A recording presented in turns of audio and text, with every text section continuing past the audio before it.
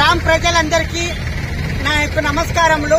ఈనాడు మత్తు పదార్థాలతో వ్యసనపరులయ్యి అనేక కుటుంబాలు చిన్నా భిన్నం అవుతున్నాయి కనుక ప్రతి ఒక్కరూ వారి కుటుంబం కోసం మొదట ఇలాంటి చెడు వ్యసనాలకు అలవాటు కాకుండా, ఈ బానిస కాకుండా వారి కుటుంబం కోసము మానడానికి ప్రయత్నం చేసి అలవాటు ఉన్న వాళ్ళు వారి పిల్లలకు మంచి భవిష్యత్తు కోసము పాటుపడాలని ఈ సందర్భంగా 50 మంది గ్రామ ప్రజలకు తెలియజేయడం జరిగినది.